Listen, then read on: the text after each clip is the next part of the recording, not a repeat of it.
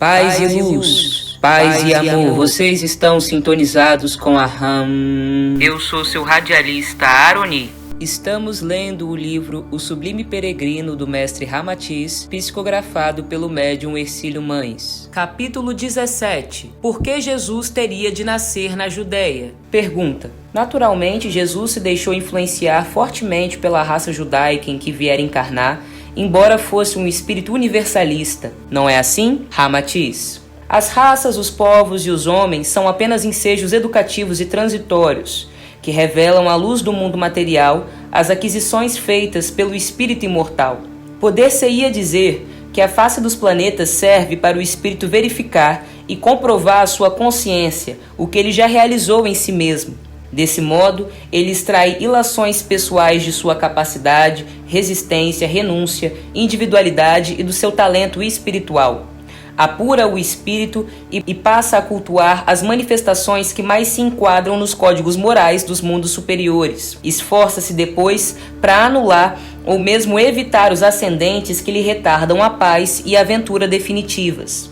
Eis porque, reportando-nos ao passado, verificamos que inúmeras raças, depois de se imporem na face do orbe pelo Fausto, cultura, comércio, descobertas ou conquistas belicosas, desapareceram completamente, deixando raros vestígios. Assim é que Babilônia, Fenícia, Sodoma, Gomorra, Herculanum, Pompeia, Hitítia, Caldeia, Cartago e as civilizações atlantes sumiram do mapa terráqueo.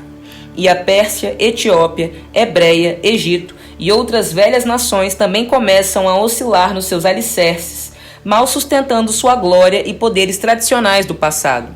Mas é evidente que o amor manifesto por um chinês, árabe, russo, italiano ou groenlandês é sempre o mesmo em sua essência, embora varie o tipo do instrumento físico de que o espírito se utiliza para isso.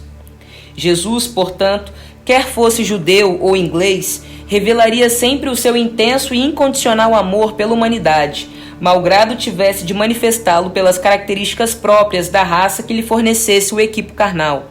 A prova mais concreta de que ele não foi um judeu no sentido racista da palavra, mas um homem cuja doutrina moral e religiosa se destina a toda a humanidade, é que os próprios judeus ainda não o reconheceram, conforme prediziam os velhos profetas do Antigo Testamento. Em sua época, civilizações como a Grécia, Pérsia e o Egito já haviam dado ao mundo inúmeros sacerdotes, filósofos, cientistas, sábios, escritores e poetas, mas eles ainda se prendiam à avidez da especulação metafísica, sem apresentar soluções prosaicas que pelo menos ajudassem o homem comum a melhorar sua existência e treinar praticamente a sua consciência moral. Platão discursara o advento de uma humanidade só integrada por artistas, filósofos, poetas e cientistas. Sócrates pregara uma conduta moral avançada, mas dependendo de certos grupos eletivos para cultuá-la. Epicuro ensinara a substituição das dores corporais pelos prazeres do espírito,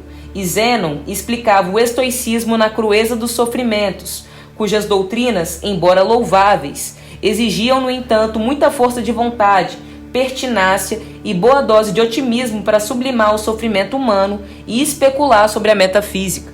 Jesus não trazia mensagem complexa, nem pedia investigação técnica e teórica para enriquecer o intelecto, pois apregoava uma autorrealização singela e à luz do dia, através de um trabalho lento, mas eficiente, do espírito libertar-se da matéria. A simplicidade, a fé, a devoção, a humildade, a resignação, a pureza, a ternura, o perdão, a renúncia e o serviço ao próximo eram coisas possíveis e realizáveis à face da terra. E ninguém poderia zombar ou descrer disso, porque o mestre que ensinava era o exemplo vivo de suas próprias recomendações. Não dizia Jesus comumente aos seus apóstolos: Se ainda não compreendeis as coisas da terra, como quereis que vos fale só das coisas do céu?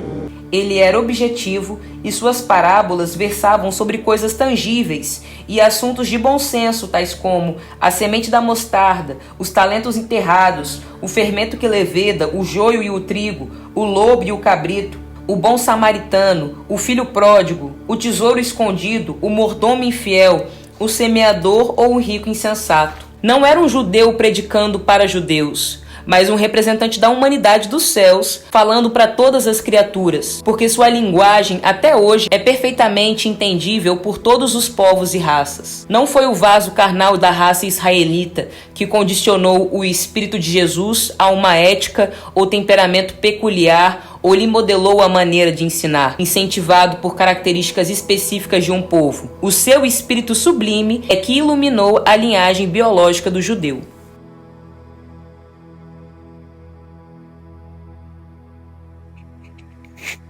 Hey, hey, hey, salve a paz, salve o amor, salve a luz divina. Muito bom esse capítulo. Me senti muito bem escutando essas palavras, refletindo sobre isso. Não é sobre de onde você veio. Se a gente for parar para pensar, se ater só às questões biológicas, fisiológicas, é muito superficial quando você começa a compreender a vida como uma vida espiritual, o espírito como eterno, e sendo assim, peregrino numa vida eterna, né?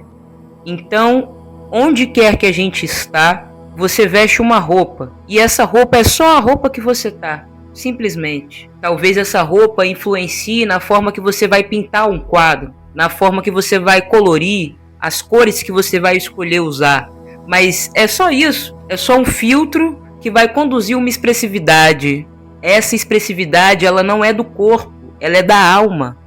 Porque nós não somos corpo apenas. O corpo é parte, e é uma parte relativamente pequena quando se observa o quadro inteiro, na complexidade que ele se apresenta. Jesus era judeu. Talvez ele usasse essas cores e os ensinamentos hebraicos da época, a Torá, a lei mosaica, para direcionar os seus ensinamentos cósmico-universais, mas os seus ensinamentos eram cósmico-universais, diziam respeito a toda a humanidade terrena, e ele entendeu uma forma de se comunicar para toda a humanidade usando um vocabulário, usando uma dialética abrangente, por meio de reflexões profundas que se pautavam em coisas do dia a dia. Ele passava a mensagem dele. Ele foi no mais simples possível, na raiz mais comum a todos possível, para passar ensinamentos universais, sendo judeu. E ele era judeu. E foi escolhido a Galileia para ele encarnar, sabe? Mas só isso também. O aprendizado é vestir a carne, mas não ser a carne. O aprendizado é conectar-se com a essência superior que anima cada um de nós, que é a centelha divina viva em cada um de nós. É o relembrar. A carne você veste. A carne com a sua história você aceita. Você escolhe suas cores a partir da sua carne, entendeu? Mas que essa carne traduz o espírito. Gratidão. Vocês estão sintonizados com a Rádio Andrômeda. Eu sou seu radialista Aroni. Esse foi mais um estudo na Marie Câmbio Desligo.